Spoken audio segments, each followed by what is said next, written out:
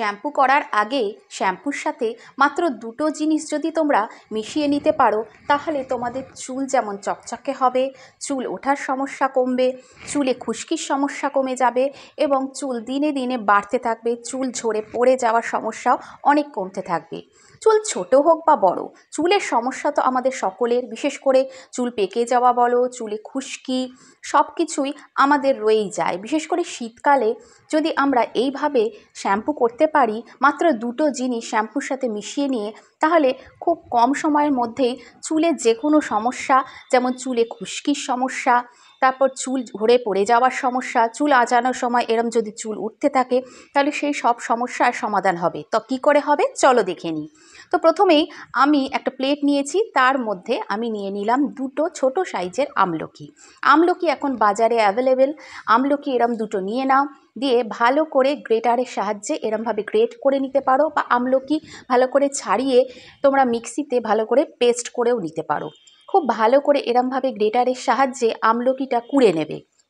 কুড়ে নেওয়ার পর দেখো যে আমলকি কোড়াটা বেরোলো, সেখান থেকে বেশ ভালো করে চিপে চিপে তোমরা আমলকির রসটাকে নিয়ে নেবে। এই আমলকির রস কিন্তু আমাদের চুল পাকার সমস্যা, চুল ঝরে পড়ে যাওয়ার সমস্যা, চুলে খুশকির সমস্যা সব কমিয়ে দিতে পারে, আমরা সকলেই জানি।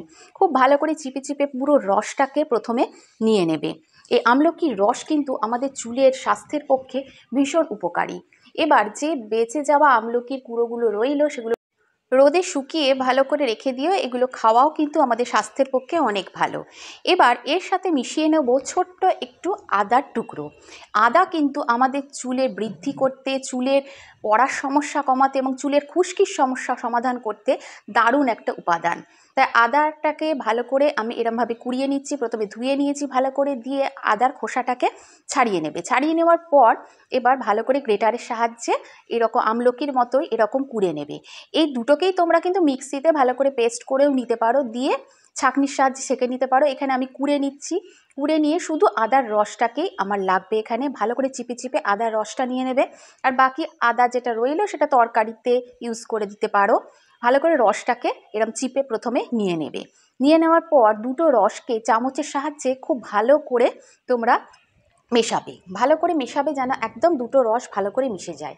এবার এখানে আমি 1 টাকার একটা শ্যাম্পুর পাতা নিয়ে নিয়েছি। এখানে তোমরা যে কোনো শ্যাম্পু নিতে পারো, একটার বদলে যদি তোমাদের 2-3টে শ্যাম্পুর পাতা দরকার হয়, বা যে শ্যাম্পু তোমরা ইউজ করো সেটাই নিয়ে নেবে। ছোট চুলের জন্য একটা পাতাই যথেষ্ট, আমার চুল ছোট তাই আমি এখানে একটা পাতাই নিয়েছি।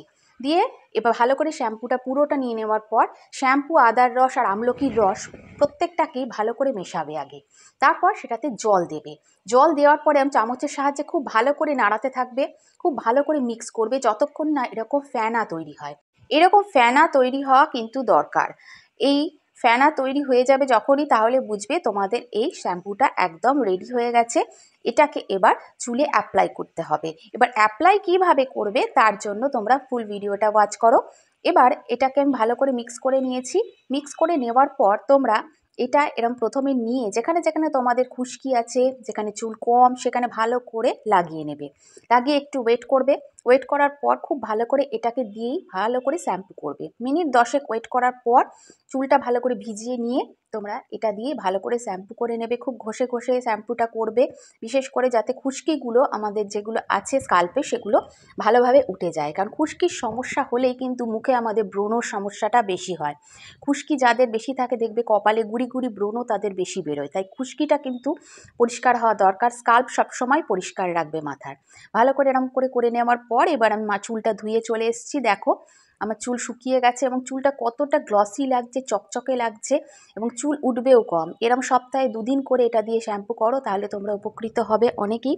ভিডিওটা যদি ভালো লাগে অবশ্যই একটা লাইক দিও, চ্যানেলটা সাবস্ক্রাইব করো। আবার নতুন ভিডিও নিয়ে চলে আসবো। Till then tata.